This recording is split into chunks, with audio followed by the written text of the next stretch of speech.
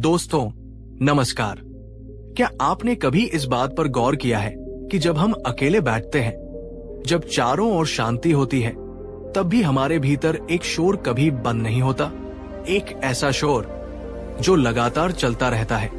बीते हुए कल की बातें, आने वाले कल की चिंताएं, दूसरों ने क्या कहा उसकी उलझन, भविष्य में क्या होगा उसका डर। कभी हम अपनी पुरानी गलतियों को याद करके पछताते हैं, कभी हम उन अपमानों को फिर से जीते हैं जिन्हें हम भूल जाना चाहते हैं। कभी हम पैसों को लेकर, कभी रिश्तों को लेकर और कभी अपनी ही सेहत और नाम इज्जत को लेकर सोचते रहते हैं। हम सोचते हैं और सोचते सोचते इतना उलझ जाते हैं कि हमारे सामने रखा हुआ स्वादिष्ट भोजन भी बेस्वाद लगने लगता है और हमारे आसपास की खूबसूरत दुनिया भी हमें दिखाई नहीं देती। हमारे आज का सुख, हमारा वर्तमान का सुकून हमसे पूरी तरह से छिन जाता है। लेकिन क्या आप जानते हैं कि भगवान गौतम बुद्ध ने इसी गहरे राज का जवाब आज से 2500 साल पहले ही दे दिया था कि क्यों सोच में डूबा हुआ इंसान, क्यों हर समय विचारों में खोया हुआ इंसान कभी भी सचमुच सुखी नहीं रह सकता।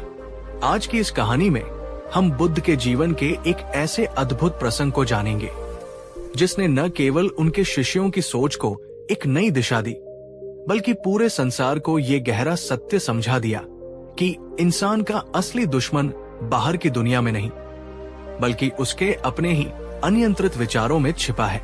तो चलिए अपने मन को खुला रखकर इस अद्भुत और जीवन बदलने वाली यात्रा की शुरुआत करते हैं। एक बार की बात है, उस समय के सबसे समृद्ध नगरों में से एक राजगृह में एक बहुत ही धनी व्यापारी रहता था।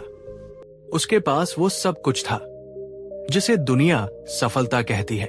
धन दौलत के भंडार थे, सोने चांदी से भरा एक महल जैसा घर था। सैकड़ों सेवक उसकी एक आवाज पर दौड़े चले आते थे और पूरे नगर में उसका बहुत मान सम्मान था। लेकिन इन सब के बावजूद वो व्यापारी हमेशा चिंतित, बेचैन और गहरा उदास रहता। उसे रात को ठीक से नींद नहीं आती थी। जैसे ही वो अपने मखमली बिस्तर पर लेटता, उसका दिमाग दौड़ने लगता। मन में हमेशा यही सवाल और यही डर घूमते रहते, अगर मेरे व्यापार में कोई बड़ा नुकसान हो गया तो, अगर मेरा सारा धन खो गया तो, अगर मेरे दुश्मन मुझ पर कोई षड्यंत्र रचते तो, अगर लोग मेरे बारे में बुरा बोलने लगे तो, अगर मेरे अपने परिवार ने ही मेरा साथ छोड़ दिया तो। वो दिन में भी चैन से नहीं बैठ पाता था। स्वादिष्ट से स्वादिष्ट भोजन भी उसे कड़वा लगता, क्योंकि खाते समय भी उसका मन भविष्य की योजनाओं और चिंताओं में ही डूबा रहता। उस व्यापारी ने अपनी इस मानसिक अशांति का बहुत इलाज करवाया। उसने बड़े बड़े वैद्यों को दिखाया, कीमती औषधियां खाई, उसने ज्योतिषियों से अपनी कुंडली दिखाई, महंगे महंगे यज्ञ और मंत्र तंत्र भी करवाए। लेकिन उसे कहीं भी एक पल के लिए भी सच्ची शांति और चैन नहीं मिला। आखिरकार जब वो अपनी इस भीतरी पीड़ा से पूरी तरह थक गया, तो किसी ने उसे सलाह दी, तुम सब कुछ छोड़कर एक बार वेनुवन में ठहरे हुए महात्मा बुद्ध के पास जाओ। कहते हैं उनकी वाणी में जादू है और उनकी दृष्टि में करुणा। शायद वहां तुम्हें अपनी इस उलझन का कोई समाधान मिल जाए। व्यापारी एक आखिरी उम्मीद लेकर बुद्ध के पास पहुंचा। उस समय बुद्ध एक शांत वृक्ष के नीचे अपने शिष्यों को उपदेश दे रहे थे। व्यापारी ने उनके चरणों में झुककर प्रणाम किया और हाथ जोड़कर बोला, भगवान, मेरे पास वो सब कुछ है जिसे पाने के लिए लोग पूरी जिंदगी लगा देते हैं, पर मेरे पास सुख नहीं है, शांति नहीं है। मेरा मन, भगवान, मेरा ये मन एक पल के लिए भी शांत नहीं होता। ये हर समय दिन रात बस सोचता ही रहता है। कृपा करके मुझे बताइए, मैं इतना सब कुछ होते हुए भी सुखी क्यों नहीं हो पा रहा हूं? व्यापारी का ये पीड़ा भरा प्रश्न सुनकर बुद्ध के चेहरे पर एक बहुत ही कोमल और गहरी मुस्कान आई। उन्होंने कोई लंबा चौड़ा उपदेश नहीं दिया। उन्होंने उस व्यापारी से एक बहुत ही सरल और चौंकाने वाला सवाल पूछा।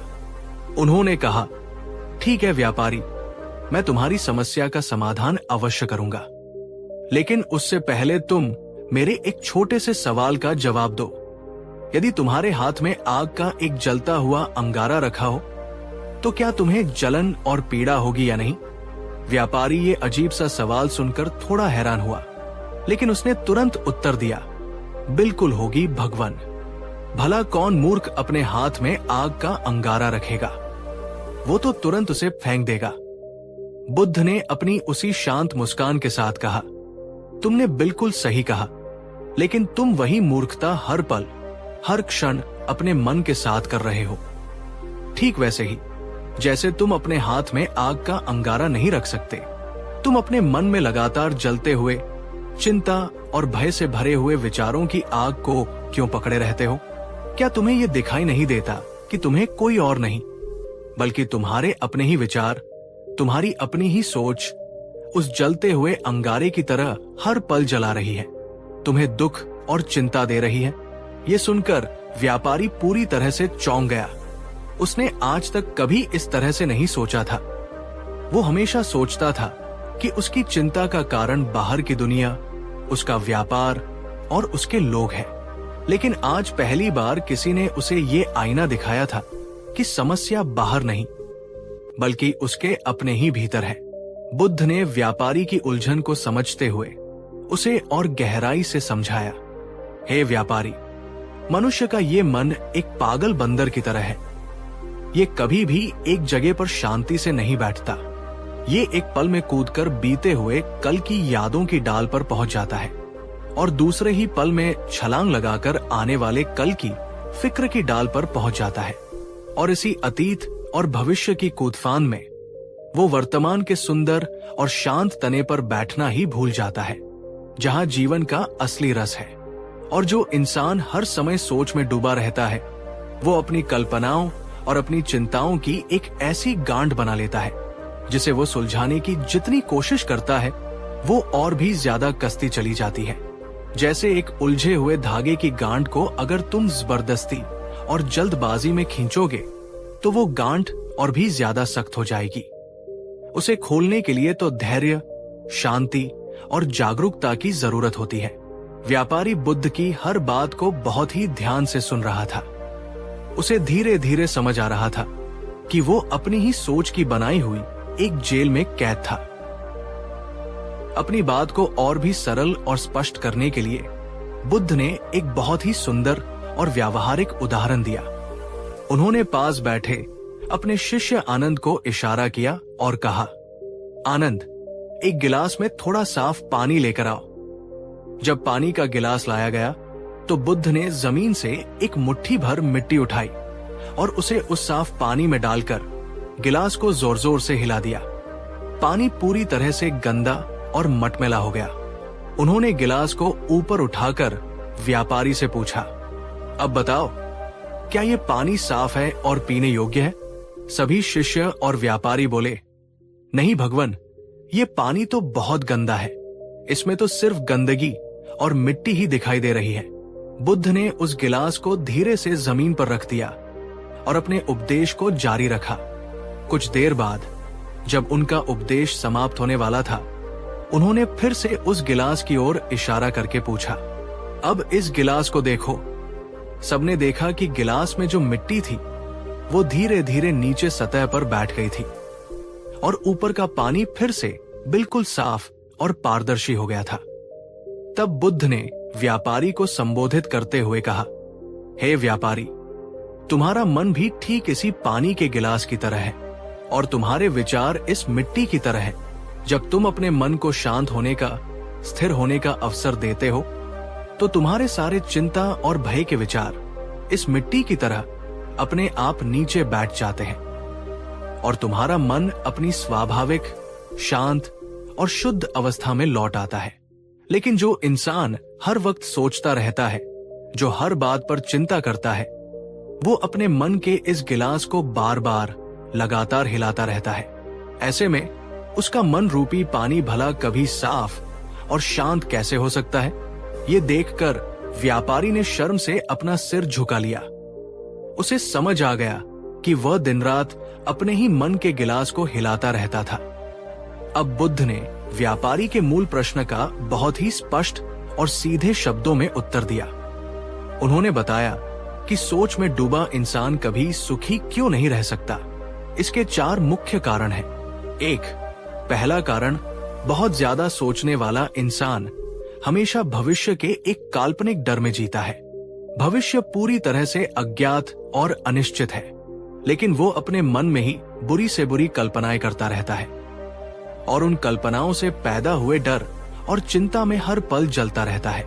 वो उस दुख को आज ही भोग लेता है जो शायद कभी आने वाला ही नहीं है। 2, दूसरा कारण, बहुत ज्यादा सोचने वाला इंसान हमेशा अतीत के बोझ तले दबा रहता है। वो अपने बीते हुए घावों, अपनी पुरानी गलतियों और अपने अपमानों को कभी भूल नहीं पाता। वो उन्हें अपने मन में बार बार दोहराता है और उस मरे हुए अतीत के साथ साथ खुद भी हर रोज थोड़ा थोड़ा मरता रहता है। 3, तीसरा कारण, बहुत ज्यादा सोचने वाला इंसान अपने अनमोल वर्तमान को पूरी तरह से खो देता है। उसकी आंखों के सामने सूरज उगता है, फूल खिलते हैं, पक्षी गीत गाते हैं और उसके अपने बच्चे हंसते खेलते हैं। जीवन के ये सारे छोटे छोटे अनमोल सुख उसके पास होते हैं, लेकिन वह अपने विचारों की दुनिया में इतना खोया रहता है कि वो उन्हें देख ही नहीं पाता, उन्हें महसूस ही नहीं कर पाता। उसका जीवन उसके सामने से गुजर जाता है और उसे पता भी नहीं चलता। 4, चौथा और सबसे बड़ा कारण, बहुत ज्यादा सोचने वाला इंसान खुद को ही अपना सबसे बड़ा कैदी बना लेता है। उसे कैद करने वाला कोई और नहीं, कोई बाहरी दुश्मन नहीं, बल्कि उसके अपने ही विचारों का बनाया हुआ एक अदृश्य जाल होता है जो उसे हर तरफ से बांध लेता है और उसे कभी भी आजाद और हल्का महसूस नहीं करने देता। ये सब सुनकर व्यापारी ने हाथ जोड़कर बहुत ही विनम्रता से पूछा, भगवान, मैं ये तो समझ गया कि मेरी ये सोचने की आदत ही मेरे सारे दुखों का कारण है, पर मैं इस आदत को रोकूं कैसे? मैं जितना इसे रोकने की कोशिश करता हूं, ये उतनी ही ज्यादा ताकत से मुझ पर हावी हो जाती है। तब बुद्ध ने उसे अंतिम और सबसे महत्वपूर्ण समाधान बताया। उन्होंने उत्तर दिया, पुत्र, तुम विचारों को बलपूर्वक रोकने की गलती मत करना, क्योंकि तुम जिस चीज से लड़ते हो उसे और ज्यादा ऊर्जा देते हो। इसका उपाय है ध्यान, मेडिटेशन का अभ्यास। जब तुम शांति से बैठकर अपनी आती जाती सांस पर अपना पूरा ध्यान केंद्रित करते हो, जब तुम अपने मन को वर्तमान क्षण में टिकाना सीख जाते हो, तो तुम्हारे विचार बिना किसी लड़ाई के अपने आप ही धीरे धीरे शांत हो जाते हैं। उन्होंने आगे कहा, ध्यान का अर्थ विचारों को दबाना या खत्म करना नहीं है। ध्यान का अर्थ है अपने विचारों का साक्षी बन जाना, उन्हें बस आते और जाते हुए देखना, ठीक वैसे ही जैसे तुम आकाश में तैरते हुए बादलों को देखते हो। जब तुम उनसे लड़ना बंद कर देते हो तो वे तुम पर अपनी पकड़ खो देते हैं। वे आते हैं और चले जाते हैं और तुम शांत और स्थिर रहते हो, ठीक उस आकाश की तरह। उस धनी व्यापारी ने भगवान बुद्ध की ये गहरी बात मान ली। वो अपने महल लौटा, लेकिन अब उसका जीवन बदल चुका था। वो हर रोज सुबह और शाम कुछ समय के लिए अपने व्यापार और अपनी सारी चिंताओं को छोड़कर बस शांति से बैठकर ध्यान करने लगा। वो अपनी सांसों को देखने लगा, अपने विचारों का साक्षी बनने लगा। धीरे धीरे चमत्कार होने लगा। उसकी चिंता कम होने लगी। उसे रात को गहरी और सुकून भरी नींद आने लगी। अब उसे अपने परिवार के साथ बिताया हर पल कीमती लगने लगा। उसे अपने काम में और अपने जीवन में एक नया आनंद मिलने लगा। कुछ महीनों बाद वो फिर से बुद्ध को धन्यवाद देने आया। उसने कहा, भगवान, आपने मुझे वो खजाना दे दिया है जो मैं अपनी सारी दौलत से भी नहीं खरीद सकता था। अब मुझे असली सुख मिल गया है। ये सुख धन दौलत से नहीं, बल्कि अपनी सोच को छोड़ने से और अपने मन को शांत करने से मिलता है। दोस्तों, ये कहानी सिर्फ उस व्यापारी की नहीं है, ये कहानी हम सब की है। ये कहानी हमें ये गहरा सत्य सिखाती है कि सोचना जरूरी है, लेकिन हर समय सोचते रहना और सोच में डूबे रहना एक जहर की तरह है। मन को शांत करना और उसे वर्तमान में टिकाना सीखो, तभी तुम्हें सच्चा सुख मिलेगा। जो इंसान वर्तमान क्षण में जीना सीख जाता है, वही सच्चा आनंद और सच्ची शांति पाता है। तो दोस्तों, कैसी लगी आपको भगवान बुद्ध की ये अद्भुत और जीवन बदलने वाली कहानी? क्या आप भी कभी कभी बहुत ज्यादा सोचकर अपने ही विचारों के जाल में फंसकर परेशान हो जाते हैं? अगर हाँ, तो आज से बुद्ध की इस शिक्षा को याद रखिए। विचारों की इस आग को छोड़ो, ध्यान से अपने मन को शांत करो और इस खूबसूरत जीवन को सिर्फ सोचो नहीं, बल्कि जीना सीखो। अगर ये कहानी आपको अच्छी लगी हो और इसने आपके मन को थोड़ा भी छुआ हो, तो इस वीडियो को एक लाइक जरूर कीजिए। नीचे कमेंट करके बताइए कि आपको बुद्ध की कौन सी सीख सबसे ज्यादा पसंद आई और क्या आप भी आज से ध्यान का अभ्यास शुरू करेंगे। और इस कहानी को अपने उन सभी दोस्तों और परिवारजनों के साथ शेयर कीजिए जो अक्सर ज्यादा सोचकर परेशान रहते हैं। शायद ये कहानी उनका जीवन भी बदल सके। हमारे चैनल को सब्सक्राइब करना न भूलें, क्योंकि हम ऐसी ही गहरी और जीवन बदलने वाली कहानियां आपके लिए लाते रहते हैं। धन्यवाद। दोस्तों, पिछले एपिसोड में हमने उस धनी व्यापारी की कहानी सुनी जिसे भगवान बुद्ध ने ये गहरा राज समझाया था कि क्यों सोच में डूबा हुआ इंसान कभी भी सचमुच सुखी नहीं रह सकता। हमने जाना कि हमारे अपने ही अनियंत्रित विचार एक जलते हुए अंगारे की तरह हैं, जो हमें भीतर ही भीतर जलाते रहते हैं।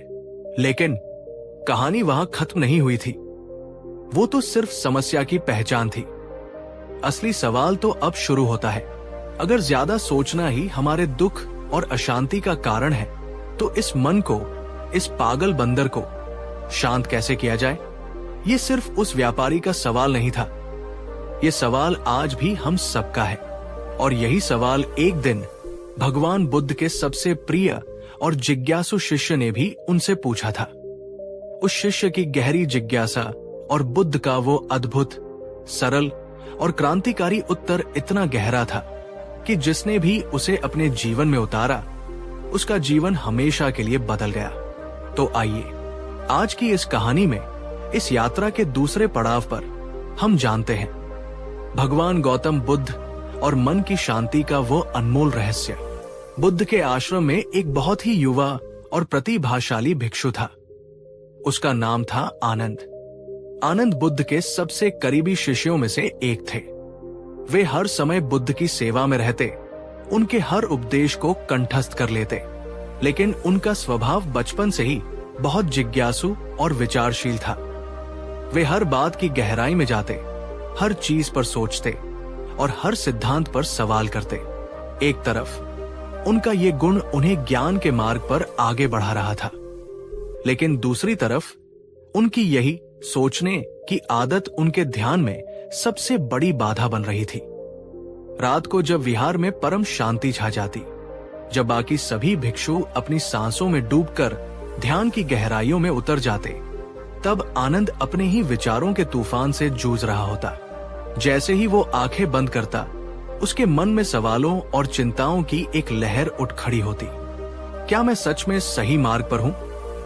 क्या मैं कभी बुद्ध जैसा बन पाऊंगा? अगर मेरा ये पूरा जीवन व्यर्थ चला गया तो? अगर मुझे कभी भी वो परम शांति नहीं मिली जिसकी तलाश में मैंने अपना घर परिवार छोड़ा है, तो क्या होगा? मेरे मन में इतने बुरे विचार क्यों आते हैं? क्या मैं एक अच्छा भिक्षु नहीं हूं? ये सब सोच सोचकर वो और भी ज्यादा बेचैन और दुखी हो जाता। वो ध्यान करने बैठता, लेकिन उसका पूरा समय अपने ही विचारों से लड़ने में बीत जाता। एक दिन जब उसकी ये भीतरी पीड़ा असहनीय हो गई, तो वो सुबह सुबह बुद्ध के चरणों में जाकर बैठ गया। उसकी आंखों में आंसू थे। उसने बहुत ही विनम्रता से कहा, भगवान, मैं बहुत परेशान हूं। मैं आपकी हर बात सुनता हूं, मैं ध्यान करने का पूरा प्रयास करता हूं, लेकिन मेरा ये मन, ये एक पल के लिए भी शांत ही नहीं होता। मैं जितना इसे शांत करने की कोशिश करता हूं, ये उतना ही और अशांत हो जाता है। विचार एक के बाद एक आते ही रहते हैं, मैं उन्हें रोक नहीं पाता। भगवान, कृपा करके मुझे बताइए, इस चंचल मन को आखिर शांत कैसे किया जाए? आनंद का ये मासूम और सच्चा सवाल सुनकर बुद्ध के चेहरे पर एक बहुत ही कोमल और प्रेमपूर्ण मुस्कान आई। उन्होंने कोई जटिल दार्शनिक उत्तर नहीं दिया। उन्होंने एक बहुत ही सरल प्रश्न पूछा। उन्होंने कहा, आनंद, अगर मैं तुमसे कहूं कि जाओ और इस हवा को अपनी मुट्ठी में कैद करके ले आओ, तो क्या यह संभव है? आनंद ने थोड़ा सोचा और कहा, नहीं भगवान, ये तो असंभव है। हवा को पकड़ा नहीं जा सकता, उसे कैद नहीं किया जा सकता। बुद्ध ने कहा, तुमने बिल्कुल सही कहा। ठीक वैसे ही तुम्हारे विचार भी इस हवा की तरह ही है। वे भी तुम्हारे मन के आकाश में बहने वाली एक हवा है। उन्हें भी पकड़ा नहीं जा सकता, उन्हें भी जबरदस्ती कैद नहीं किया जा सकता। तुम्हारी सबसे बड़ी गलती यही है आनंद, कि तुम अपने विचारों को रोकने की, उन्हें पकड़ने की, उनसे लड़ने की कोशिश कर रहे हो। और तुम जितना उन्हें रोकने की कोशिश करोगे, वे उतनी ही और तेजी से और ज्यादा ताकत से तुम्हारे पास आएंगे। लेकिन अगर तुम उनसे लड़ना छोड़ दो, अगर तुम उन्हें बस आने और जाने दो, जैसे तुम हवा को आने जाने देते हो, तो तुम पाओगे कि वे कुछ देर बाद अपने आप ही शांत हो जाएंगे। ये बुद्ध की शिक्षा का सबसे क्रांतिकारी सूत्र था। विचारों से लड़ो मत, उन्हें बस देखो। आनंद अभी भी थोड़ी उलझन में था। उसे ये बात पूरी तरह से समझ नहीं आ रही थी। उसकी उलझन को देखकर बुद्ध ने उसे एक और बहुत ही गहरी कहानी सुनाई। बुद्ध ने कहा, आनंद, सोचो कि तुम जंगल से गुजर रहे हो और अचानक तुम्हें एक शिकारी का तीर आकर लग जाता है। उस तीर के लगने से तुम्हें शारीरिक दर्द तो होगा ही। ये स्वाभाविक है। ये जीवन का पहला तीर है जिससे शायद कोई नहीं बच सकता। जीवन में अप्रिय घटनाएं होंगी ही, लेकिन अगर उस तीर के लगने के बाद तुम वही बैठकर रोने लगो और सोचने लगो, ये तीर मुझे ही क्यों लगा? उस शिकारी ने मुझे ही क्यों मारा? अब मेरा क्या होगा? क्या मैं बचूंगा या मर जाऊंगा? हाय, मेरा कितना दुर्भाग्य है। तो ये तुम्हारा सोचना, ये तुम्हारी चिंता एक दूसरे तीर की तरह है जो तुम अब खुद ही अपने मन में, अपने उसी घाव पर मार रहे हो। पहला तीर शरीर को चोट पहुंचाता है जो कुछ समय में भर भी जाएगी, लेकिन ये दूसरा तीर जो तुम्हारे अपने विचारों का है, वो तुम्हारी आत्मा को चोट पहुंचाता है और उसका घाव बहुत गहरा होता है। आनंद, जो व्यक्ति बहुत ज्यादा सोचता है, वो जीवन में हर छोटी बड़ी घटना पर ये दूसरा तीर खुद ही अपने मन में बार बार मारता रहता है, और यही कारण है कि वो कभी भी सच्ची शांति नहीं पा सकता। ये सुनकर आनंद की आंखें खुल गई। उसे समझ आया कि बाहरी घटनाओं से ज्यादा उन घटनाओं पर उसकी अपनी सोच ही उसे ज्यादा पीड़ा दे रही थी। अब आनंद ने पूछा, भगवान, ये तो मैं समझ गया कि मुझे विचारों से लड़ना नहीं है, लेकिन ये देखने का अभ्यास कैसे किया जाए? इसका व्यावहारिक तरीका क्या है? तब बुद्ध ने आनंद को मन को शांत करने के कुछ बहुत ही सरल और व्यावहारिक अभ्यास बताए, जिन्हें आज भी दुनिया भर में लाखों लोग अपना रहे हैं। एक, पहला अभ्यास, अपनी सांस पर ध्यान दो। बुद्ध ने कहा, जब भी तुम्हारा मन अतीत या भविष्य के विचारों में भटकने लगे, तो बस अपना पूरा ध्यान अपनी आती जाती सांस पर ले आओ। बस महसूस करो, ये सांस अंदर जा रही है, ये सांस बाहर आ रही है। तुम्हारी सांस हमेशा वर्तमान क्षण में होती है। जैसे ही तुम सांस से जुड़ते हो, तुम्हारा मन भी अपने आप वर्तमान में टिक जाता है और विचार शांत होने लगते हैं। दो, दूसरा अभ्यास, चलते समय ध्यान करो। बुद्ध ने कहा, जब तुम चलते हो तो सिर्फ चलो, तुम्हारा मन कहीं और न भटके। अपना पूरा ध्यान अपने कदमों पर रखो। महसूस करो कि जब तुम दाया कदम उठाते हो तो कैसा लगता है, जब बाया कदम उठाते हो तो कैसा लगता है, जमीन से तुम्हारे पैरों का स्पर्श कैसा है। जब तुम अपने हर कदम के प्रति इतने जागरूक हो जाते हो, तो मन के पास भटकने के लिए कोई जगह ही नहीं बचती। वो भी तुम्हारे साथ वर्तमान में ही चलता है। तीन, तीसरा अभ्यास, अपनी भावनाओं का निरीक्षण करो। बुद्ध ने सिखाया, अगर तुम्हारे मन में गुस्सा आए तो उस गुस्से को दबाओ मत और न ही उस पर अमल करो।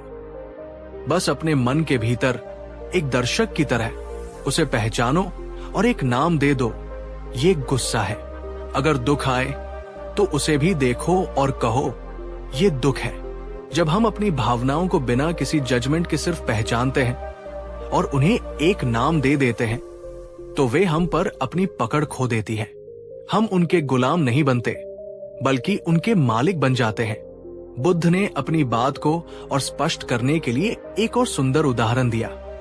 उन्होंने आनंद से कहा, आनंद, अपने मन को एक तेज बहती हुई नदी की तरह कल्पना करो और तुम्हारे विचार उस नदी में बहते हुए अनगिनत पत्ते, टहनियां और लकड़ियों की तरह हैं।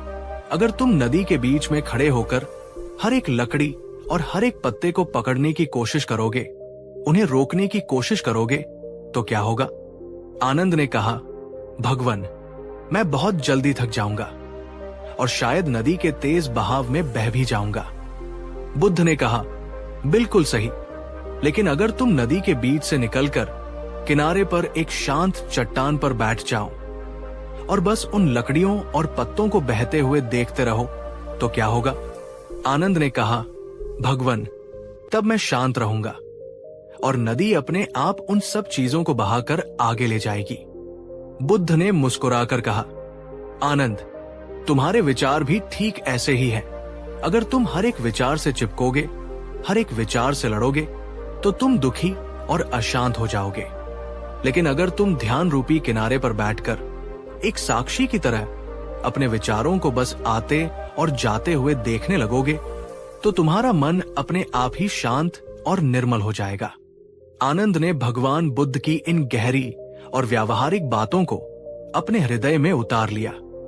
उसने उसी दिन से विचारों से लड़ने की बजाय उन्हें देखने का अभ्यास शुरू किया। शुरुआत में यह बहुत मुश्किल था। उसका मन बार बार भटकता, हजारों विचार आते, लेकिन उसने हार नहीं मानी। वो बुद्ध की बात को याद करता और बार बार बहुत ही प्रेम और धैर्य के साथ अपने ध्यान को वापस अपनी सांस पर ले आता। वो अपने विचारों को पकड़ता नहीं, बस उन्हें आकाश में तैरते बादलों की तरह आते और जाते हुए देखता रहा। और फिर धीरे धीरे चमत्कार होने लगा। उसके विचारों के बीच का अंतराल बढ़ने लगा। उसके मन का शोर कम होने लगा। अब उसे रात को गहरी और शांत नींद भी अच्छी आने लगी। उसके चेहरे पर वो बेचैनी और उलझन गायब हो गई और उसकी जगह एक गहरी शांति और संतोष की चमक दिखाई देने लगी। एक दिन उसने बुद्ध के पास जाकर कहा, भगवान, अब मैं समझ गया। मन को शांत करने का राज उससे लड़ना या उसे दबाना नहीं है, बल्कि उसे एक मित्र की तरह समझना और बस उसे देखना है। बुद्ध ने आनंद की प्रगति देखकर कहा, हाँ आनंद, तुमने सत्य को जान लिया है। याद रखो, ये मन एक पागल बंदर की तरह है। इसे पूरी तरह से काबू करना या खत्म करना शायद संभव नहीं है, लेकिन इसे सही दिशा देना, इसे प्रशिक्षित करना और इसका मित्र बनना संभव है। जब तुम वर्तमान क्षण में जीना सीख जाते हो, जब तुम अपने विचारों को बिना किसी राग द्वेष के आते जाते हुए देखना सीख जाते हो, तो ये मन स्वयं ही तुम्हारा सबसे अच्छा मित्र और सबसे बड़ा सेवक बन जाता है। और जो मन शांत हो गया, वो एक गहरे और शांत सागर की तरह हो जाता है, जिसकी सतह पर लहरें तो उठ सकती है, लेकिन उसकी गहराइयों में परम शांति होती है, और वही सच्चा और स्थायी सुख है।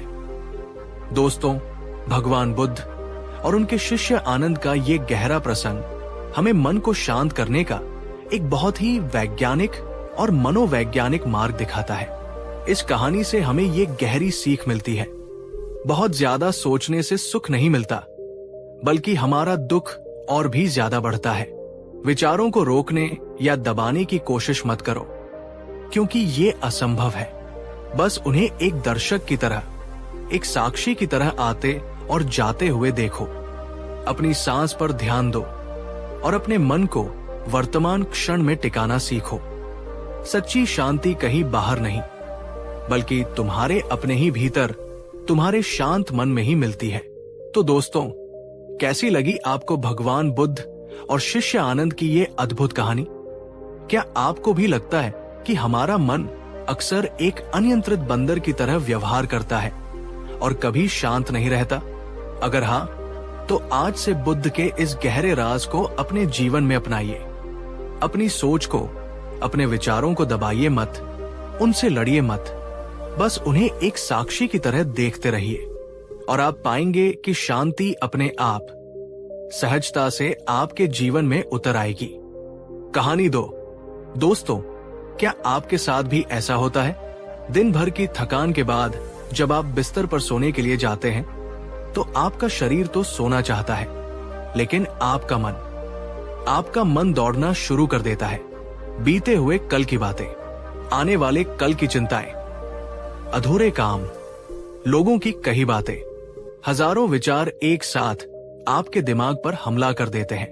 आप करवटें बदलते रहते हैं, आंखें बंद करते हैं, लेकिन नींद कोसों दूर होती है। और अगर नींद आती भी है तो वो इतनी कच्ची और बेचैन होती है कि आप सुबह उठकर तरोताजा महसूस करने की बजाय और भी ज्यादा थका हुआ महसूस करते हैं। ये बेचैनी और ये अनिद्रा आज के युग की एक ऐसी मूक महामारी बन चुकी है जो धीरे धीरे हमारी शारीरिक और मानसिक सेहत को खाए जा रही है। हम नींद की गोलियां लेते हैं, तरह तरह के उपाय करते हैं, लेकिन हमें स्थायी शांति नहीं मिलती। लेकिन क्या हो अगर मैं आपसे कहूं कि इस समस्या का एक बहुत ही गहरा, बहुत ही प्राकृतिक और स्थायी समाधान आज से 2500 साल पहले एक महापुरुष ने खोज लिया था। एक ऐसा समाधान जिसके लिए आपको किसी गोली या किसी बाहरी सहारे की जरूरत नहीं है। वो समाधान आपके अपने ही भीतर मौजूद है। आज इस विशेष और बहुत ही महत्वपूर्ण वीडियो में हम जानेंगे भगवान गौतम बुद्ध का वो अद्भुत ध्यान सूत्र जो आपकी बेचैनी और अनिद्रा को जड़ से खत्म करने की शक्ति रखता है। ये वीडियो सिर्फ एक जानकारी नहीं, बल्कि एक अनुभव होने वाला है। मैं आपसे अनुरोध करता हूँ कि इसे पूरे ध्यान और खुले मन से अंत तक जरूर देखिएगा, क्योंकि इसमें हम न सिर्फ समस्या के कारण को समझेंगे, बल्कि उसके व्यावहारिक समाधान का अभ्यास भी करेंगे। चलिए उस प्राचीन और शक्तिशाली सूत्र की ओर बढ़ते हैं जो आपके मन को शांत और आपकी रातों को सुकून भरा बना सकता है। ये कहानी है उस समय की जब मगध के राजा थे अजातशत्रु। अजातशत्रु एक बहुत ही शक्तिशाली और महत्वाकांक्षी राजा थे। उन्होंने कई युद्ध जीते थे, अपने राज्य का बहुत विस्तार किया था और उनके पास धन दौलत और ऐश्वर्य की कोई कमी नहीं थी। बाहर से देखने पर उनका जीवन हर किसी के लिए एक सपना था, लेकिन भीतर से राजा अजातशत्रु बहुत ही अशांत और दुखी रहते थे। उन्हें रात रात भर नींद नहीं आती थी। जैसे ही वे बिस्तर पर जाते, उनके मन में हजारों विचार घूमने लगते। युद्ध में मारे गए लोगों की चीखें उन्हें सुनाई देती। भविष्य में किसी और राजा के आक्रमण का डर उन्हें सताता। अपने ही मंत्रियों के षड्यंत्र का शक उन्हें बेचैन कर देता और अपने पिता को बंदी बनाने का अपराध बोध उन्हें भीतर ही भीतर खाता रहता। उनकी रातें करवटें बदलते हुए बीत जाती थी। उन्होंने बड़े बड़े वैद्यों को दिखाया, कीमती औषधियां खाई, लेकिन कोई भी चीज उनके मन की बेचैनी और अनिद्रा को दूर नहीं कर सकी। एक रात जब वे अपनी इस पीड़ा को और सहन नहीं कर पाए, तो उन्होंने अपने मंत्री से कहा, क्या इस दुनिया में कोई ऐसा साधु, कोई ऐसा ज्ञानी है जो मेरे इस मन की आग को शांत कर सके, जो मुझे ये बता सके कि गहरी नींद कैसे आती है?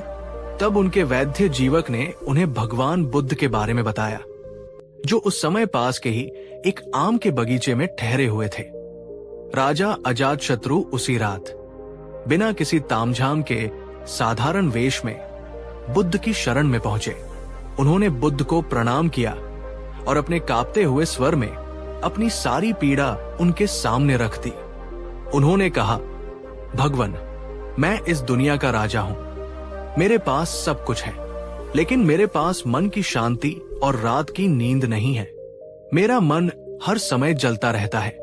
कृपा करके मुझे इस बेचैनी और अनिद्रा से मुक्ति का मार्ग बताएं। राजा की पीड़ा भरी बातें सुनकर बुद्ध के चेहरे पर गहरी करुणा उतर आई। उन्होंने कोई चमत्कार या कोई औषधि देने की बात नहीं की। उन्होंने समस्या की जड़ पर प्रहार किया। बुद्ध ने कहा, हे राजन, तुम्हारी बेचैनी और तुम्हारी अनिद्रा कोई बीमारी नहीं है।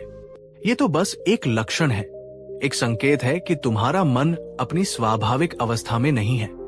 तुम्हारी नींद इसलिए नहीं खोई है कि तुम्हारे बिस्तर में कोई कमी है, बल्कि इसलिए खोई है क्योंकि तुम्हारे मन में बहुत ज्यादा शोर और बोझ है। बुद्ध ने अनिद्रा और बेचैनी के 3 मूल कारण बताए, जो आज भी उतने ही सत्य हैं। 1. अतीत का बोझ। बुद्ध ने कहा, राजन, तुम्हारा मन अतीत की घटनाओं में उलझा हुआ है। तुम उन कर्मों का बोझ ढो रहे हो जिन्हें तुम बदल नहीं सकते। तुम अपने अपराध बोध और पछतावे की आग में जल रहे हो। जब तक तुम इस अतीत के शव को अपने कंधे से नहीं उतारोगे, तुम्हारा मन कभी हल्का और शांत नहीं हो सकता। दोस्तों, क्या हम भी ऐसा नहीं करते? हम अपनी पुरानी गलतियों, अपने पुराने दुखों और अपमानों को पकड़कर बैठे रहते हैं, और वही बातें हमें रात में सोने नहीं देती। 2. भविष्य का भय। बुद्ध ने आगे कहा, तुम्हारा मन भविष्य की उन कल्पनाओं से डरा हुआ है जो अभी घटित ही नहीं हुई है। तुम्हें राज्य छिन जाने का डर है, तुम्हें मृत्यु का डर है। ये डर एक छाया की तरह है जो तुम्हारी वर्तमान की शांति को निगल रहा है। दोस्तों, हमारी बेचैनी का भी सबसे बड़ा कारण यही होता है, कल क्या होगा? ये सवाल हमारी नींद का सबसे बड़ा दुश्मन है। 3. वर्तमान से पलायन। और अंत में बुद्ध ने सबसे गहरी बात कही, राजन, तुम कभी भी वर्तमान क्षण में नहीं रहते। तुम्हारा मन या तो अतीत की गलियों में भटकता है या भविष्य के बादलों में उड़ता है। और नींद तो केवल उसी को मिलती है जो अपने मन को वर्तमान क्षण की शांत भूमि पर टिकाना सीख जाता है। दोस्तों, अब आप ईमानदारी से खुद से पूछिए, आपकी बेचैनी और नींद न आने का सबसे बड़ा कारण क्या है? क्या वो अतीत का कोई पछतावा है, भविष्य की कोई चिंता है, या वर्तमान में टिक न पाने की आदत है? नीचे कमेंट में साझा कीजिए। अपनी समस्या को पहचानना ही समाधान की ओर पहला कदम है। राजा अजातशत्रु को पहली बार अपनी समस्या की जड़ समझ में आई। उसने कहा, भगवन, आपने बिल्कुल सही कहा, लेकिन मैं इस बोझ, इस भय और इस भटकाव से मुक्त कैसे हूं? इसका उपाय क्या है? तब बुद्ध ने राजा अजातशत्रु को वो सरल लेकिन अत्यंत शक्तिशाली ध्यान सूत्र सिखाया, जो बेचैनी और अनिद्रा के लिए रामबाण औषधि है। उस सूत्र का नाम है आनापानसति। आनापानसति का पाली भाषा में सरल अर्थ है आती जाती श्वास के प्रति जागरूक रहना। बुद्ध ने कहा, हे राजन, तुम्हें कुछ भी करने की, कुछ भी सोचने की या कोई मंत्र जपने की जरूरत नहीं है। बस एक शांत जगह पर आराम से बैठ जाओ। अपनी कमर और गर्दन को सीधा रखो, लेकिन शरीर को अकड़ाओ मत। अपनी आंखें कोमलता से बंद कर लो। अब अपना सारा ध्यान, अपनी पूरी चेतना अपनी नाक के द्वार पर ले आओ और बस अपनी स्वाभाविक रूप से आती और जाती हुई सांस को महसूस करो। देखो, जैसे एक द्वारपाल अपने द्वार पर खड़े होकर हर आने जाने वाले व्यक्ति को देखता है, ठीक वैसे ही तुम भी अपनी नाक के द्वार पर एक साक्षी बनकर बैठ जाओ और अपनी हर आती जाती सांस को देखो। बुद्ध ने इसे और सरल करते हुए समझाया, जब सांस भीतर आ रही है तो तुम बस ये जानो कि सांस भीतर आ रही है। जब सांस बाहर जा रही है तो तुम बस ये जानो कि सांस बाहर जा रही है।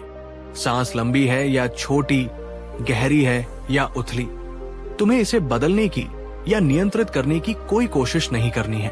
वो जैसी भी है, बस उसे वैसी ही जानना है। ये सूत्र इतना शक्तिशाली क्यों है? जब राजा ने पूछा कि इस सरल सी क्रिया से मेरा मन कैसे शांत होगा, तो बुद्ध ने इसके पीछे का गहरा विज्ञान समझाया। 1. ये मन को वर्तमान में लाता है। बुद्ध ने कहा, तुम्हारी सांस हमेशा वर्तमान क्षण में ही होती है। वो न तो अतीत में हो सकती है, न भविष्य में। जब तुम अपना पूरा ध्यान अपनी सांस पर टिका देते हो तो तुम्हारा मन भी अतीत और भविष्य की यात्रा छोड़कर वर्तमान क्षण में वापस लौट आता है और वर्तमान क्षण में कोई चिंता, कोई बेचैनी नहीं होती। 2. ये विचारों के तूफान को शांत करता है। तुम्हारा मन एक समय में एक ही जगह पर पूरी तरह से ध्यान केंद्रित कर सकता है। जब तुम उसे अपनी सांस को देखने का काम दे देते हो तो उसके पास व्यर्थ के विचारों में उलझने के लिए कोई ऊर्जा ही नहीं बचती। विचार आएंगे, लेकिन जैसे ही तुम्हें याद आए तुम अपना ध्यान वापस अपनी सांस पर ले आओ। धीरे धीरे विचारों के बीच का अंतराल बढ़ने लगेगा और मन शांत हो जाएगा। 3. ये शरीर को शिथिल करता है। जब तुम गहरी और लयबद्ध सांस लेते हो और उसे देखते हो तो ये तुम्हारे तंत्रिका तंत्र, नर्वस सिस्टम को एक गहरा संदेश भेजता है कि सब कुछ सुरक्षित है। इससे तुम्हारे शरीर का तनाव कम होता है, तुम्हारी हृदय गति धीमी होती है और तुम्हारा शरीर नींद के लिए तैयार होने लगता है। क्या आप इस सरल लेकिन शक्तिशाली तकनीक को आज रात सोने से पहले आजमाना चाहेंगे? ये सिर्फ 10 मिनट का अभ्यास आपके जीवन को बदल सकता है। अगर हाँ, तो नीचे कमेंट में लिखिए, आज रात मैं अपनी सांसों से जुड़ूंगा। राजा अजातशत्रु ने उसी समय बुद्ध के सानिध्य में पहली बार आनापानसती का अभ्यास किया। शुरुआत में उसका मन हजारों बार भटका, लेकिन वो बुद्ध के निर्देशानुसार बार बार अपने ध्यान को वापस अपनी सांस पर लाता रहा और कुछ ही देर में उसने अपने जीवन में पहली बार एक ऐसी गहरी शांति का अनुभव किया जो उसे दुनिया के किसी भी ऐश्वर्य से नहीं मिली थी। राजा अजातशत्रु ने पूछा, भगवान, ये अभ्यास तो अद्भुत है, लेकिन जब मैं रात में अपने महल में अपने बिस्तर पर अकेला होता हूं तब मुझे क्या करना चाहिए ताकि नींद आसानी से आ जाए? तब बुद्ध ने कुछ बहुत ही व्यावहारिक और आज के विज्ञान द्वारा भी प्रमाणित सूत्र दिए जो अनिद्रा को दूर करने में मदद करते हैं। बुद्ध ने कहा, जैसे तुम ध्यान के लिए एक शांत स्थान खोजते हो, वैसे ही नींद के लिए भी अपने शयन कक्ष को एक शांत और पवित्र स्थान बनाओ। वहां बहुत ज्यादा रोशनी, शोर या उत्तेजित करने वाली वस्तुएं नहीं होनी चाहिए। आज के संदर्भ में इसका मतलब है सोने से कम 1 घंटे पहले अपने मोबाइल फोन, टीवी और लैपटॉप को बंद कर देना, क्योंकि उनकी नीली रोशनी आपके मस्तिष्क को यह संकेत देती है कि अभी दिन है और वो नींद लाने वाले हार्मोन मेलाटोनिन का उत्पादन रोक देती है। दिन भर की भागदौड़ के बाद तुम्हारा शरीर तनाव में रहता है। सोने से पहले उसे शिथिल करना आवश्यक है। इसके लिए आप गर्म पानी से स्नान कर सकते हैं या बस अपने बिस्तर पर लेटकर अपने शरीर के हर हिस्से, पैरों से लेकर सिर तक को मानसिक रूप से ढीला छोड़ सकते हैं। बुद्ध ने कहा, जैसे तुम घर में प्रवेश करने से पहले अपने जूते चप्पल बाहर उतार देते हो, वैसे ही बिस्तर पर जाने से पहले दिन भर की चिंताओं और योजनाओं को अपने मन से बाहर उतार दो। इसका एक बहुत अच्छा तरीका है जर्नलिंग। सोने से पहले एक डायरी में अपने मन में चल रही सभी चिंताओं, अधूरे कामों और अगले दिन की योजनाओं को लिख ले। ऐसा करने से आपका मन खाली और हल्का हो जाता है।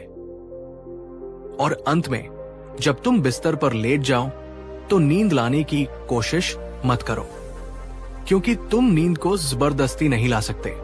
वो तो शांति की अवस्था में अपने आप आती है। बस अपनी आंखें बंद करो और अपनी आती जाती सांस को देखना शुरू कर दो। नींद कब तुम्हें अपनी गोद में ले लेगी तुम्हें पता भी नहीं चलेगा। दोस्तों, क्या आप सोने से पहले अपने मोबाइल फोन का इस्तेमाल करते हैं? यह आपकी नींद का सबसे बड़ा दुश्मन हो सकता है। आज से इस आदत को बदलने का संकल्प लीजिए।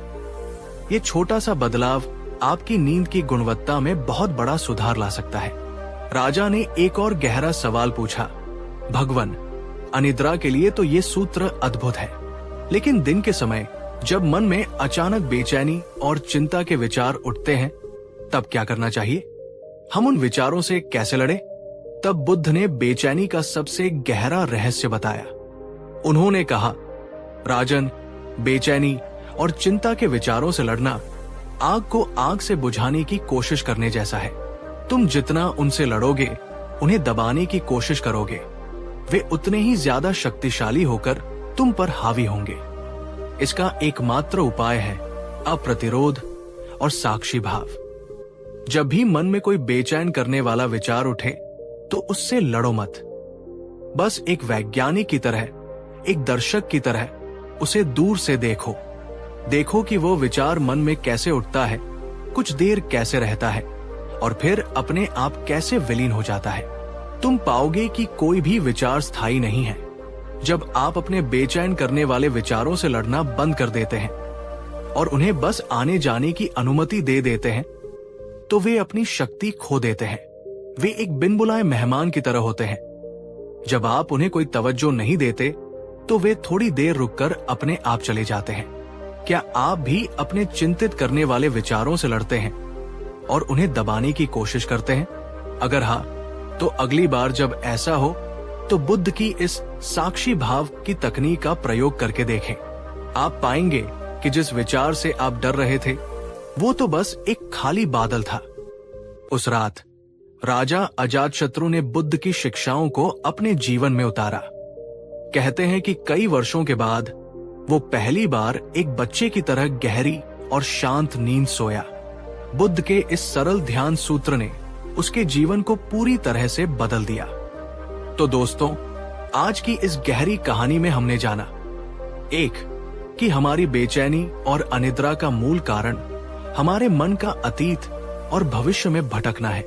दो, बुद्ध का आनापानसती ध्यान सूत्र हमें वर्तमान क्षण में लाकर हमारे मन को शांत करता है। तीन, सोने से पहले एक शांत दिनचर्या अपनाना गहरी नींद के लिए बहुत आवश्यक है।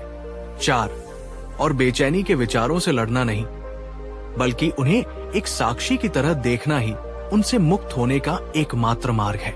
ये ज्ञान सिर्फ राजा अजातशत्रु के लिए नहीं था, ये हम सब के लिए है। ये एक सार्वभौमिक औषधि है जो हर उस व्यक्ति के लिए काम करती है जो इसका ईमानदारी से अभ्यास करता है। अब अंत में मेरा सवाल आपसे है, आज की इस कहानी और इन सूत्रों में से कौन सी एक बात आपको लगता है कि आपकी बेचैनी या अनिद्रा को दूर करने में सबसे ज्यादा मदद कर सकती है? नीचे कमेंट में जरूर बताइए। आपका अनुभव किसी और के लिए भी प्रेरणा बन सकता है। याद रखिए, एक शांत मन और एक गहरी नींद दुनिया की किसी भी दौलत से ज्यादा कीमती है और इसे पाने की चाबी आपके अपने ही भीतर, आपकी अपनी सांसों में छिपी है। अपना ध्यान रखें, शांत रहें और सुकून से सोएं। मिलते हैं अगली वीडियो में। ओम शांति। दोस्तों, पिछली वीडियो में हमने भगवान बुद्ध के आनापानसती ध्यान सूत्र को जाना, जिसने हमें बेचैनी और अनिद्रा से छुटकारा पाने का एक शक्तिशाली मार्ग दिखाया। लेकिन कुछ सवाल अब भी बाकी है। नींद आना एक बात है और गहरी नींद सोना एक बिल्कुल अलग और गहरा अनुभव है। एक ऐसी नींद जहां कोई सपने न हो, कोई बेचैनी न हो, बस एक गहरा, शांत और ऊर्जा देने वाला विश्राम हो। एक ऐसी नींद जिसके बाद आप सुबह एक नए इंसान की तरह पूरी तरह से तरोताजा और ऊर्जा से भरपूर होकर उठें। तो आज इस यात्रा के अगले भाग में हम और भी गहराई में उतरेंगे। हम जानेंगे गहरी नींद के उस रहस्य को जिसे बुद्ध ने अपने प्रज्ञावान शिष्यों को सिखाया था। आज हम बुद्ध के 5 और ऐसे गहरे सूत्रों को समझेंगे जो आपको सिर्फ नींद ही नहीं, बल्कि एक योग निद्रा जैसी गहरी और पुनर्जीवित करने वाली नींद का अनुभव करा सकते हैं। ये वीडियो उनके लिए है जो अपनी नींद की गुणवत्ता को अगले स्तर पर ले जाना चाहते हैं। तो इसे पूरे ध्यान और शांति के साथ अंत तक सुनिएगा, क्योंकि आज आप सिर्फ सोना नहीं बल्कि विश्राम करने की कला सीखने वाले हैं। चलिए उस परम विश्राम की ओर बढ़ते हैं जहां आत्मा का नवीनीकरण होता है। कहानी है उस समय की जब बुद्ध श्रावस्ती के जेतवन विहार में निवास कर रहे थे।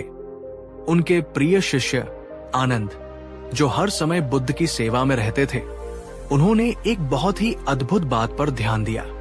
उन्होंने देखा कि बुद्ध दिन में केवल कुछ ही घंटे सोते थे, लेकिन जब भी वे सुबह उठते थे तो उनके चेहरे पर अद्भुत ताजगी, करुणा और ऊर्जा होती थी, जैसे उन्होंने कई युगों तक विश्राम किया हो।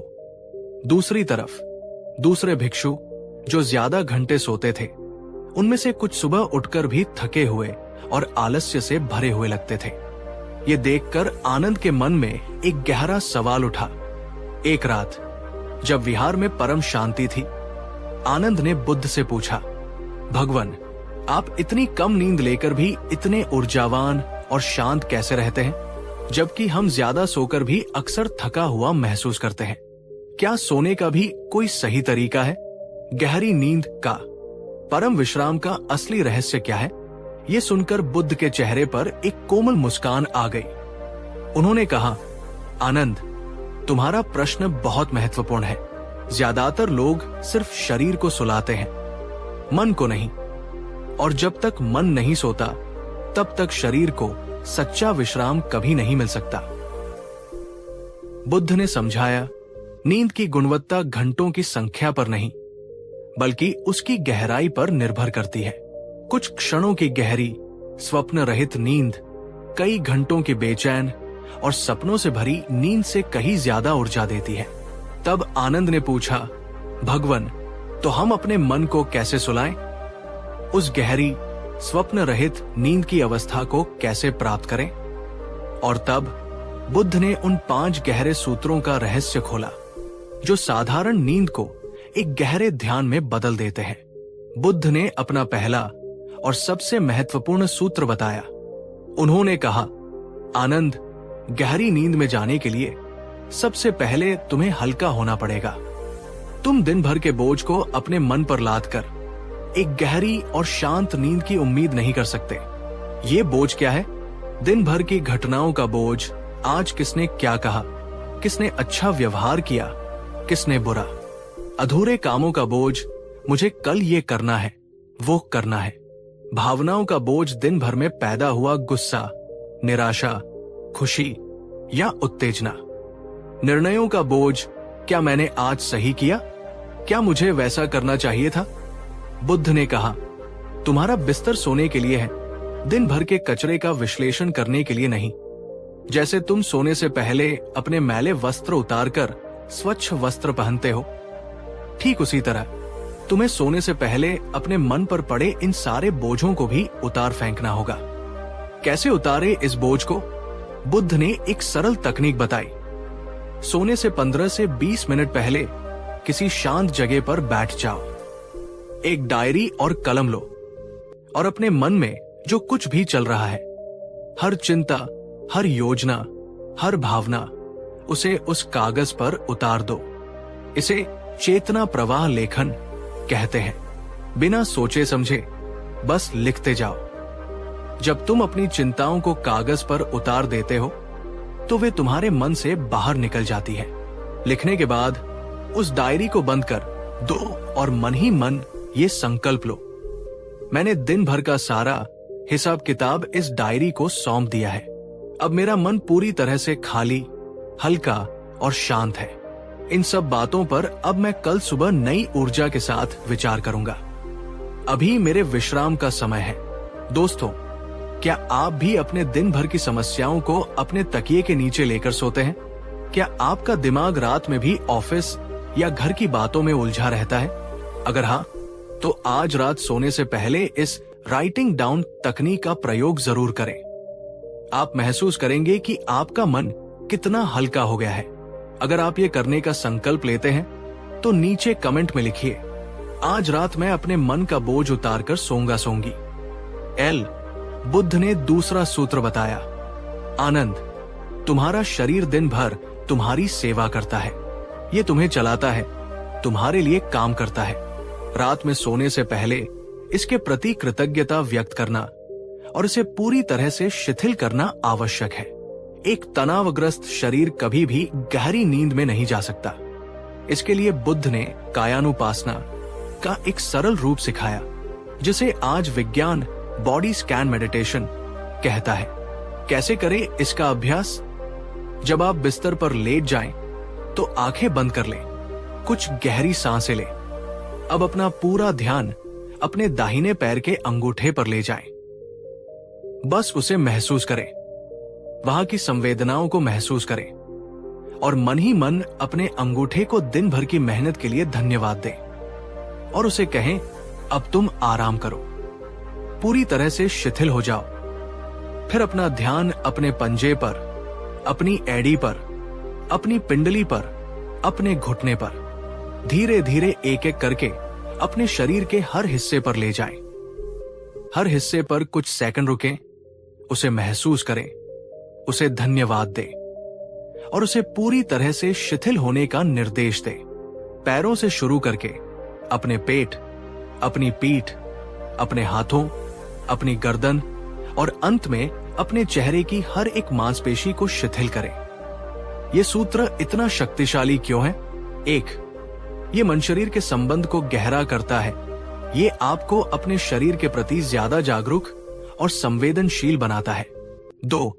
ये शारीरिक तनाव को मुक्त करता है।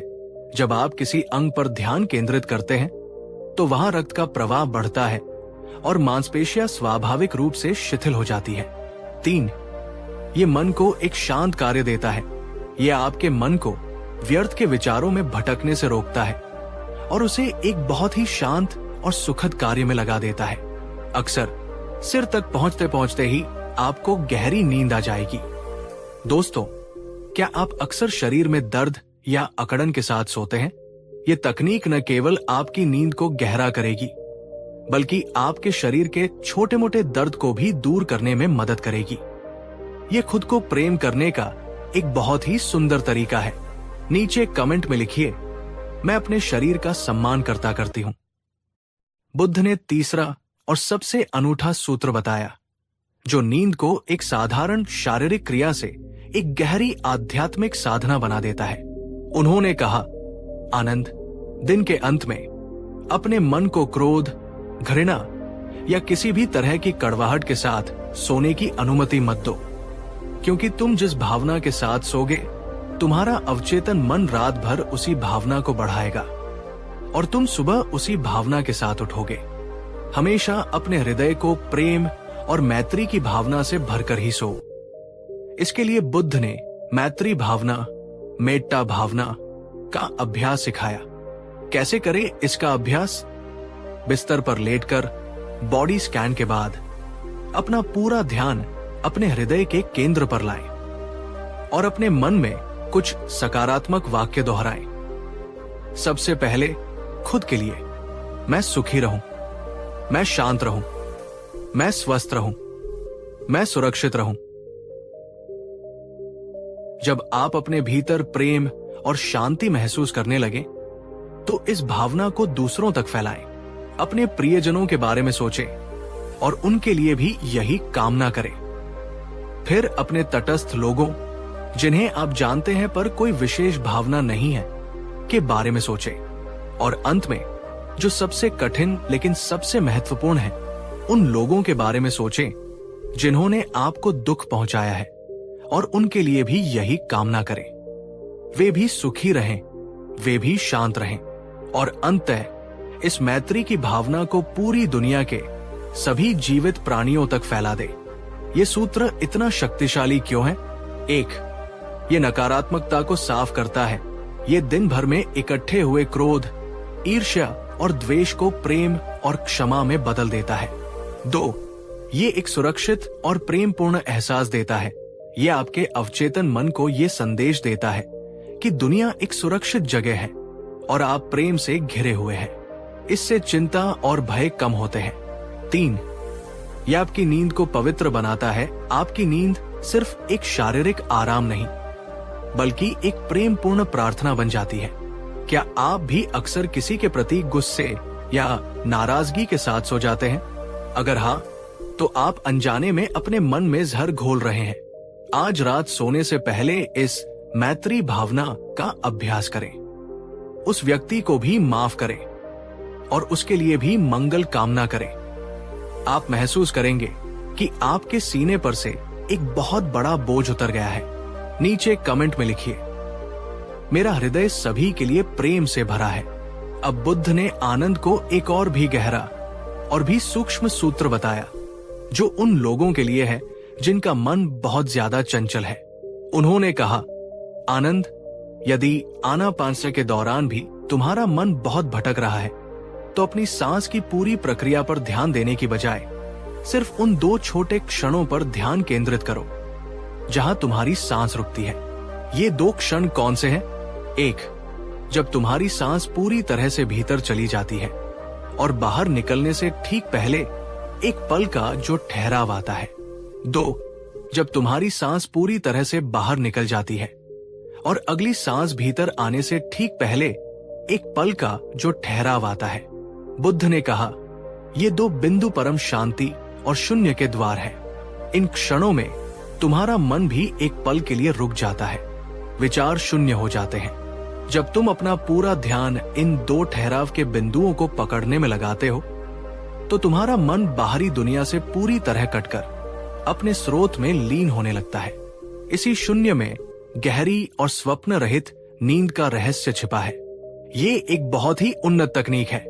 इसके लिए बहुत ही सूक्ष्म जागरूकता की जरूरत होती है, लेकिन जब आप इसका अभ्यास करते हैं तो आप पाते हैं कि आपकी नींद की गुणवत्ता में चमत्कारिक रूप से सुधार हो रहा है। आप कम समय सोकर भी ज्यादा तरोताजा महसूस करते हैं। क्या आपका मन ध्यान के दौरान बहुत ज्यादा भटकता है? अगर हाँ, तो इस श्वास के अंतराल को देखने की तकनीक का प्रयोग करें। यह आपके मन को एक बहुत ही सूक्ष्म और रोचक काम देता है, जिससे उसका भटकना कम हो जाता है। और अंत में बुद्ध ने आनंद को गहरी नींद का वह परम रहस्य बताया जो एक विरोधाभास, पैराडॉक्स की तरह लगता है। उन्होंने कहा, आनंद गहरी नींद का अंतिम सूत्र है, सोने का प्रयास ही छोड़ देना। तुम जितनी ज्यादा सोने की कोशिश करते हो, तुम्हारा मन उतना ही ज्यादा सक्रिय और चिंतित हो जाता है। मुझे नींद क्यों नहीं आ रही? ये विचार ही नींद का सबसे बड़ा दुश्मन है। तो क्या करें? सोने के प्रयास की बजाय जागरूक रहने का प्रयास करो। बस अपने बिस्तर पर एक साक्षी की तरह लेट जाओ। अपनी सांस के प्रति जागरूक रहो। अपने शरीर में हो रही संवेदनाओं के प्रति जागरूक रहो। कमरे में आ रही हल्की आवाजों के प्रति जागरूक रहो। किसी भी चीज से लड़ो मत, किसी भी चीज को बदलो मत। बस जो जैसा है उसे वैसा ही देखो। जब तुम सोने का सारा प्रयास छोड़ देते हो और जागरूकता में विश्राम करने लगते हो तो तुम मन पर से प्रदर्शन करने का दबाव हटा देते हो और तभी तुम्हारा शरीर और मन स्वाभाविक रूप से बिना किसी प्रयास के अपने आप गहरी नींद की अवस्था में उतर जाते हैं। नींद एक मेहमान की तरह है। जब तुम उसके लिए दरवाजा खुला छोड़ देते हो तभी वह चुपके से अंदर आती है। यही योग निद्रा का सार है। ये एक ऐसी अवस्था है जहां तुम सो भी रहे होते हो और जागे हुए भी होते हो। ये परम विश्राम की अवस्था है। कहानी, एक ज़ेन मठ में एक शिष्य को नींद नहीं आती थी। वो हर रात सोने की बहुत कोशिश करता और परेशान रहता। एक रात गुरु ने उसे देखा और कहा, आज रात तुम सोने की कोशिश मत करना, बस सारी रात जागकर अपनी सांस को देखते रहना। शिष्य ने वैसा ही किया। उसने सोने का सारा तनाव छोड़ दिया और बस अपनी सांस को देखने लगा और उसे पता भी नहीं चला कि कब उसे अपने जीवन की सबसे गहरी नींद आ गई। क्या आप भी नींद को लेकर बहुत ज्यादा चिंता करते हैं? अगर हाँ, तो आज रात ये प्रयोग करें। सोने की कोशिश छोड़ दें, बस जागरूक होकर लेटे रहें। देखें क्या होता है। नीचे कमेंट में लिखिए, मैं प्रयास नहीं समर्पण करूंगा। तो दोस्तों, आज हमने बुद्ध के उन 5 गहरे सूत्रों को जाना जो हमें परम विश्राम और गहरी नींद की ओर ले जाते हैं। 1. दिन भर के बोझ को उतार फेंकना। 2. शरीर के हर अंग को धन्यवाद देकर शिथिल करना। 3. हृदय को मैत्री और प्रेम से भरकर सोना। 4. श्वास के बीच के अंतराल को देखना। 5. और अंततः सोने का प्रयास छोड़कर जागरूकता में विश्राम करना। ये सिर्फ सोने की तकनीकें नहीं है, ये जीवन जीने की एक कला है। ये एक गहरा आध्यात्मिक अभ्यास है जो आपकी रातों को ही नहीं बल्कि आपके दिनों को भी शांति, प्रेम और ऊर्जा से भर देगा। अब अंत में मेरा सवाल आपसे है, आज के इन 5 गहरे सूत्रों में से कौन सा एक सूत्र आपको लगता है कि आपकी नींद की गुणवत्ता में सबसे बड़ा बदलाव ला सकता है? नीचे कमेंट में जरूर बताइए। आपका अनुभव किसी और के लिए एक नई राह खोल सकता है। याद रखिए, एक शांत रात एक शांत दिन को जन्म देती है और शांत दिन एक शांत जीवन को। आपकी शांति की शुरुआत आपकी नींद से होती है। अपना ध्यान रखें, शांत रहें और गहरी नींद में विश्राम करें। मिलते हैं अगली वीडियो में। ओम शांति। कहानी 3। दोस्तों, क्या आपने कभी महसूस किया है कि क्रोध, गुस्सा एक ऐसी आग है जो एक पल में सब कुछ जलाकर राख कर सकती है? हमारे सालों पुराने रिश्ते, हमारी मेहनत से बनाई इज्जत और सबसे बढ़कर हमारे अपने मन की शांति। हम सब जानते हैं कि गुस्सा करना गलत है। हम सब बाद में पछताते भी हैं। हम खुद से वादा करते हैं कि अगली बार मैं गुस्सा नहीं करूंगा, लेकिन जब अगली बार वैसी ही परिस्थिति आती है तो हम फिर से उसी जाल में फंस जाते हैं। ऐसा लगता है जैसे हमारा अपने ऊपर कोई नियंत्रण ही नहीं है। लेकिन क्या हो अगर मैं आपसे कहूं कि इस क्रोध की आग को हमेशा के लिए शांत करने का एक रहस्य है, एक ऐसा रहस्य जो आज से 2500 साल पहले एक महापुरुष भगवान गौतम बुद्ध ने दुनिया को बताया था। आज इस विशेष और बहुत ही महत्वपूर्ण वीडियो में हम जानेंगे बुद्ध के जीवन की वो अद्भुत कहानी जब एक व्यक्ति ने उन पर क्रोध किया और बुद्ध ने उसे कैसे प्रेम और शांति में बदल दिया। और उस कहानी के साथ हम जानेंगे बुद्ध के बताए हुए वो 5 अचूक और व्यावहारिक उपाय जो अगर आपने अपने जीवन में उतार लिए तो मैं आपको विश्वास दिलाता हूं, आप भी अपने क्रोध के मालिक बन सकते हैं, उसके गुलाम नहीं। इस वीडियो को अंत तक पूरे ध्यान से देखिएगा, क्योंकि ये सिर्फ एक कहानी नहीं बल्कि आपके जीवन को बदलने वाली एक साधना है। चलिए उस मार्ग की ओर बढ़ते हैं जो हमें क्रोध के अंधकार से निकालकर शांति के प्रकाश की ओर ले जाता है। ये कहानी उस समय की है जब भगवान बुद्ध की ख्याति दूर दूर तक फैल चुकी थी। वे जहां भी जाते हजारों लोग उनकी शांत और करुणामय वाणी को सुनने के लिए इकट्ठा हो जाते। एक दिन बुद्ध अपने कुछ शिष्यों के साथ एक गांव में भिक्षाटन के लिए पहुंचे। उस गांव में एक बहुत ही अहंकारी और गुस्सैल स्वभाव का ब्राह्मण रहता था। वो पुरानी परंपराओं और कर्मकांडों को ही सब कुछ मानता था। जब उसने देखा कि गांव के लोग बुद्ध को इतना सम्मान दे रहे हैं तो वो ईर्ष्या और क्रोध से भर गया। उसे लगा कि ये नया सन्यासी लोगों को गुमराह कर रहा है और उसकी अपनी सत्ता को चुनौती दे रहा है। जैसे ही बुद्ध उसके घर के सामने से गुजरे, वो ब्राह्मण अपने घर से बाहर निकला और बुद्ध को रोककर ऊंची आवाज में उनका अपमान करने लगा। उसने बुद्ध को ढोंगी, पाखंडी, नास्तिक और न जाने क्या क्या कहा। वो उन पर चिल्लाता रहा, उन्हें गालियां देता रहा। उसके शब्द इतने कटु और जहरीले थे कि वहां मौजूद सभी लोग और बुद्ध के शिष्य भी स्तब्ध रह गए। आनंद जैसे शिष्यों के चेहरे पर भी क्रोध की रेखाएं उभर आई। लेकिन भगवान बुद्ध पर उन अपमानजनक शब्दों का कोई असर नहीं हो रहा था। वे बिल्कुल शांत, अविचल खड़े रहे। उनके चेहरे पर न तो क्रोध का कोई भाव था, न ही दुख का, बस एक गहरी, असीम करुणा और एक हल्की सी रहस्यमयी मुस्कान थी। वे उस क्रोधित ब्राह्मण को ऐसे देख रहे थे जैसे कोई डॉक्टर किसी बीमार व्यक्ति को देखता है। जब वो ब्राह्मण बोल बोलकर, चिल्ला चिल्लाकर थक गया और चुप हो गया, तो बुद्ध ने बहुत ही शांत और मधुर स्वर में उससे एक प्रश्न पूछा। बुद्ध ने उस ब्राह्मण से पूछा, हे भद्र पुरुष, क्या तुम्हारे घर पर कभी मेहमान आते हैं? ब्राह्मण, जो इतने गुस्से में था, ये अजीब सा सवाल सुनकर थोड़ा चौंका। उसने रूखे स्वर में कहा, हाँ आते हैं। तो क्या? बुद्ध ने फिर पूछा, और जब वे आते हैं तो क्या तुम उनके लिए कुछ भेंट, कुछ उपहार लेकर जाते हो? ब्राह्मण ने कहा, हाँ, मैं उनके लिए फल और मिठाइयां लेकर जाता हूं। तब बुद्ध ने अपना सबसे महत्वपूर्ण सवाल पूछा, बहुत अच्छा, लेकिन ये बताओ, अगर तुम किसी के लिए कोई उपहार लेकर जाओ और वो व्यक्ति उस उपहार को लेने से इनकार कर दे, उसे स्वीकार न करे, तो वो उपहार किसका हुआ? ब्राह्मण ने थोड़ा सोचा और फिर पूरे आत्मविश्वास से कहा, अगर वो स्वीकार नहीं करेगा तो वो उपहार मेरा ही रहेगा। मैं उसे वापस अपने घर ले आऊंगा। ये सुनकर बुद्ध के चेहरे पर वही गहरी मुस्कान और भी फैल गई। उन्होंने कहा, तुमने बिल्कुल सही कहा, भद्र पुरुष।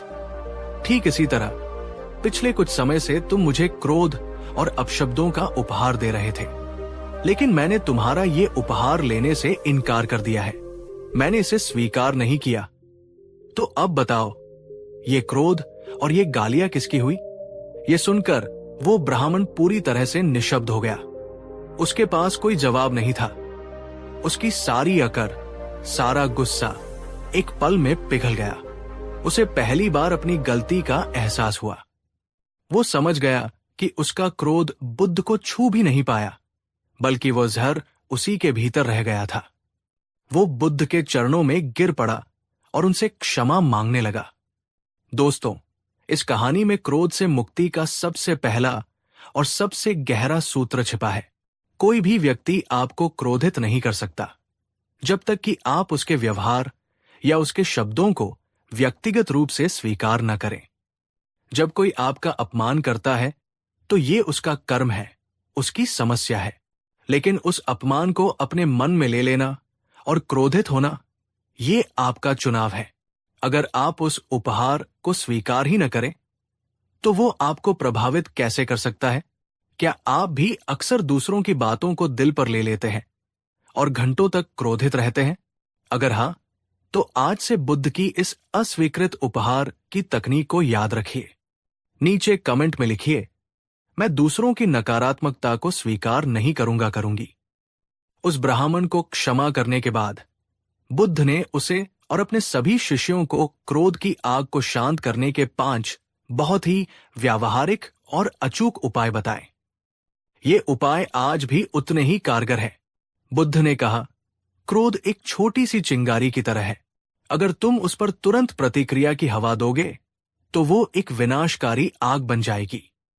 लेकिन अगर तुम उस पर धैर्य और शांति का पानी डालोगे तो वो वही बुझ जाएगी। इसका व्यावहारिक अर्थ है, जब भी कोई ऐसी स्थिति आए जो आपको गुस्सा दिलाए, तो तुरंत कुछ भी बोलने या करने से पहले बस कुछ पलों के लिए रुक जाओ। एक गहरी सांस लो। ये आपके दिमाग को ऑक्सीजन देता है और आपकी लड़ो या भागो वाली प्रतिक्रिया को शांत करता है। 10 तक गिनती गिनो। ये आपको उस भावनात्मक आवेग से बाहर निकलने के लिए कुछ सेकंड का समय देता है। एक गिलास पानी पियो। ये एक शारीरिक क्रिया है जो आपके ध्यान को आपके गुस्से से हटाती है। ये छोटा सा ठहराव आपको आवेग में बहने से रोकता है और आपको अपने विवेक का प्रयोग करने का अवसर देता है। जो व्यक्ति तुरंत प्रतिक्रिया देता है वो हमेशा पछताता है। जो रुककर प्रतिक्रिया देता है वो हमेशा जीतता है। क्या आप भी गुस्से में तुरंत बोल पड़ते हैं और बाद में पछताते हैं? अगर हाँ, तो आज से इस ठहराव के नियम का अभ्यास कीजिए। ये आपके जीवन को बदल सकता है। नीचे कमेंट में लिखिए, प्रतिक्रिया से पहले मैं रुकूंगा। बुद्ध ने कहा, जब कोई तुम पर क्रोध करे तो उसे अपना दुश्मन मत समझो। उसे एक ऐसे बीमार व्यक्ति की तरह देखो जो गहरे मानसिक दुख और पीड़ा में है, क्योंकि एक सुखी और शांत व्यक्ति कभी भी दूसरों पर क्रोध नहीं करता। ये दृष्टिकोण बदलने की एक बहुत ही शक्तिशाली तकनीक है। जब कोई हम पर चिल्लाता है तो हमारा अहंकार तुरंत चोटिल हो जाता है और हम भी उस पर चिल्लाने के लिए तैयार हो जाते हैं। लेकिन अगर उस क्षण में आप ये सोचें, ये व्यक्ति जरूर किसी गहरे दुख में है, शायद इसके जीवन में कोई बहुत बड़ी समस्या चल रही है, ये अपने ही भीतर की आग में जल रहा है और ये उस पीड़ा को मुझ पर निकाल रहा है।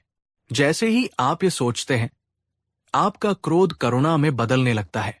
आप उसके दुश्मन नहीं, बल्कि उसके प्रति सहानुभूति महसूस करने लगते हैं। और जब करुणा आ जाती है तो क्रोध के लिए कोई जगह ही नहीं बचती। क्या आप अपने विरोधियों को दुश्मन की तरह देखते हैं? अगली बार जब कोई आप पर गुस्सा करे तो उसे एक बीमार व्यक्ति की तरह देखने का प्रयास करें। आप पाएंगे कि आपका अपना गुस्सा अपने आप शांत हो गया है। नीचे कमेंट में लिखिए, मैं क्रोध को करुणा से जीतूंगा जीतूंगी। बुद्ध एक महान मनोवैज्ञानिक थे। उन्होंने सिखाया कि हर भावना पहले शरीर में एक संवेदना के रूप में प्रकट होती है। उन्होंने कहा, क्रोध सिर्फ एक विचार नहीं है, ये तुम्हारे शरीर में बहने वाली एक ऊर्जा है। यदि तुम इस ऊर्जा को उसके शुरुआती स्तर पर ही पहचानना सीख जाओ तो तुम उसे एक बड़े विस्फोट में बदलने से पहले ही शांत कर सकते हो। इसका अभ्यास है शारीरिक जागरूकता। जब भी आपको गुस्सा आना शुरू हो तो एक पल के लिए अपनी आंखें बंद करें और अपने शरीर पर ध्यान दें। देखो, तुम्हारे शरीर में कहां-कहां तनाव पैदा हो रहा है। क्या तुम्हारे जबड़े कस रहे हैं? क्या तुम्हारी मुट्ठियां भिंच रही है? क्या तुम्हारी सांसें तेज और छोटी हो गई है? क्या तुम्हारे पेट में या सीने में कोई जलन या जकड़न महसूस हो रही है? जब तुम इन शारीरिक संकेतों के प्रति जागरूक हो जाते हो तो तुम क्रोध को उसके शुरुआती चरण में ही पकड़ लेते हो और फिर तुम सचेत रूप से उन अंगों को ढीला छोड़ सकते हो, अपनी सांसों को गहरा कर सकते हो और उस ऊर्जा को फैलने से रोक सकते हो। क्या आप अपने गुस्से के शारीरिक संकेतों के प्रति जागरूक हैं? आज से इस पर ध्यान देना शुरू करें। ये एक बहुत ही शक्तिशाली तकनीक है जो आपको अपने ही शरीर का डॉक्टर बना देती है। बुद्ध की सबसे गहरी शिक्षाओं में से एक है अनित्यता का सिद्धांत, यानी इस दुनिया में कुछ भी स्थायी नहीं है। उन्होंने कहा, जिस बात पर तुम आज इतना क्रोधित हो रहे हो, जरा शांति से बैठकर सोचो, क्या यह बात 1 घंटे बाद भी उतनी ही महत्वपूर्ण होगी? क्या ये 1 दिन बाद भी उतनी ही मायने रखेगी? या 1 साल बाद? या तुम्हारे जीवन के अंत में? तुम पाओगे कि 99% चीजें जिन पर हम गुस्सा करते हैं वे पूरी तरह से क्षणिक और महत्वहीन होती है। ये एक बहुत ही शक्तिशाली चिंतन है जो हमें परिप्रेक्ष्य, पर्सपेक्टिव देता है। हम अक्सर बहुत छोटी छोटी तुच्छ बातों पर अपनी कीमती मानसिक शांति और ऊर्जा बर्बाद कर देते हैं।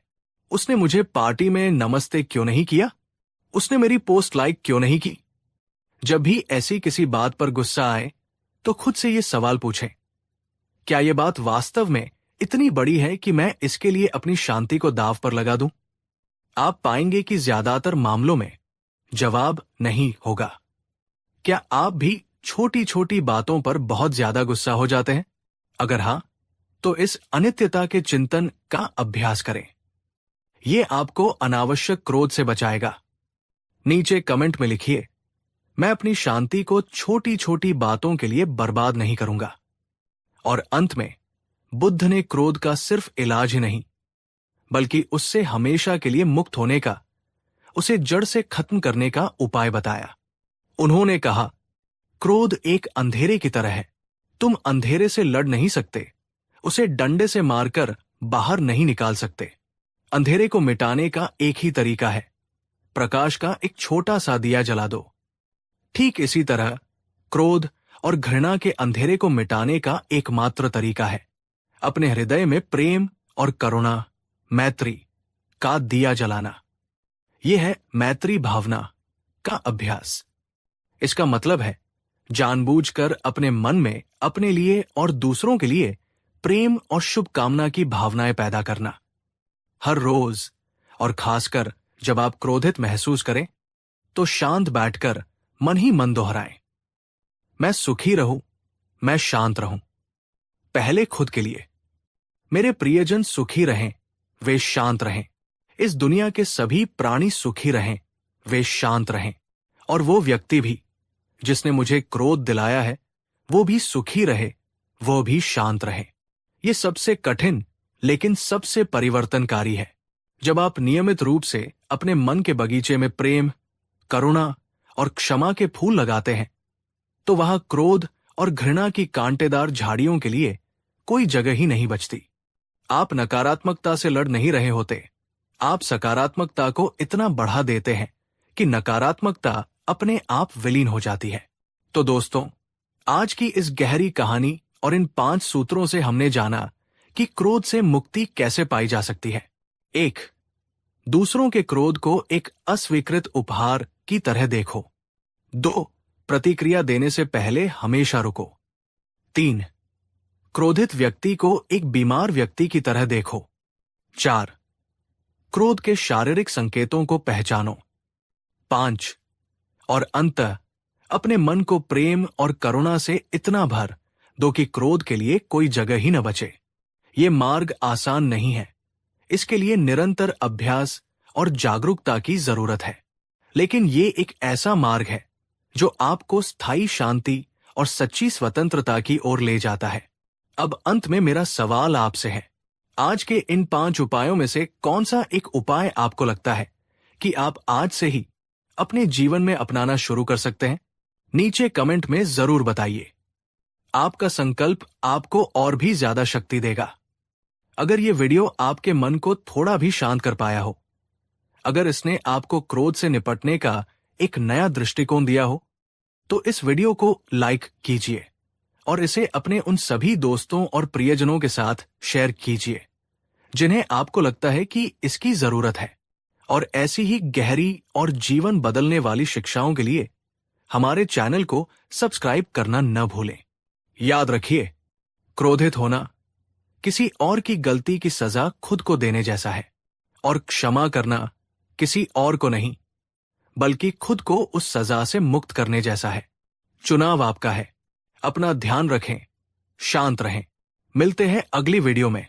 ओम शांति।